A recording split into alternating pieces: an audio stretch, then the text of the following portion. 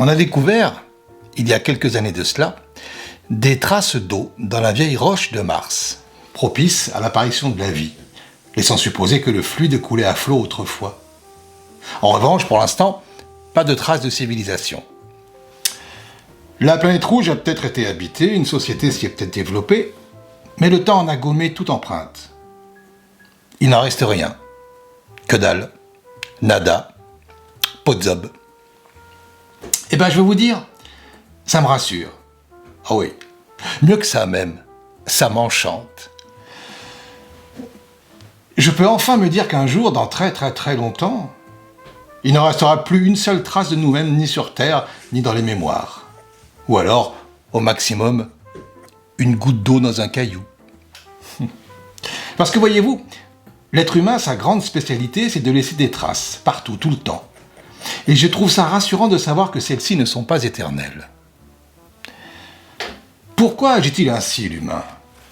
Pour quelle raison marque-t-il systématiquement sa présence en un lieu ? Je me pose la question à chaque fois que je vois traîner des déchets quelque part. Et je me dis, celui qui a abandonné ses ordures ici laisse une preuve de son existence aux yeux des suivants. Inconsciemment, il ne supporte pas l'idée que ce petit épisode de sa vie, celui durant lequel il est venu en cet endroit, disparaisse totalement, soit effacé à jamais. Il veut que l'on sache qu'un jour, il était là. Comme les tags sur les murs, les gravures contre les écorces des arbres, les cadenas fixés aux grilles des ponts, les graffitis salaces dans les toilettes. Laisser une trace, c'est profondément humain, c'est inscrit dans notre code génétique.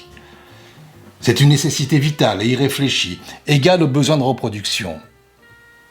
Pour ne pas mourir, on laisse notre caca derrière nous.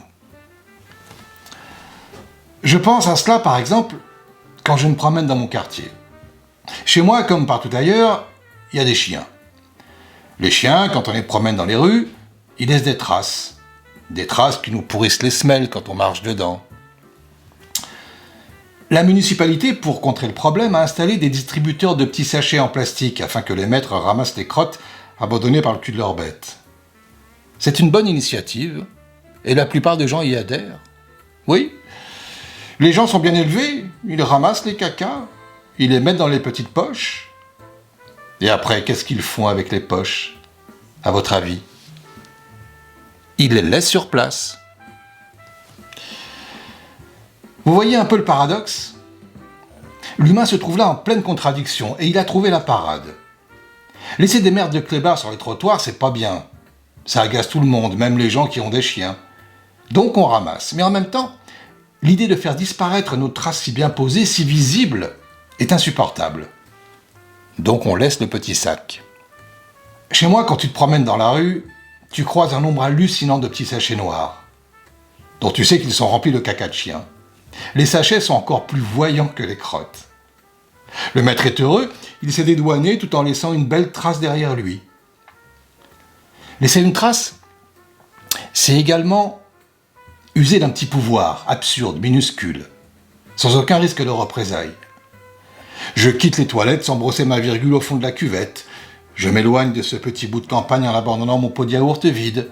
Je balance mon mégot par la fenêtre de ma voiture. Et je m'évapore. Confiant ce fantôme de moi-même aux anonymes qui passeront après moi. Et je n'en retire rien d'autre que le plaisir d'imaginer quelqu'un que ma négligence enquiquine. Un jour, on découvrira peut-être sur le sol martien des milliers de petits sacs à crottes oubliés par les anciens habitants de cette planète, depuis longtemps disparus, et dont on ne se fera un portrait qu'à travers les traces qu'ils ont laissées. Voilà ce qui nous attend.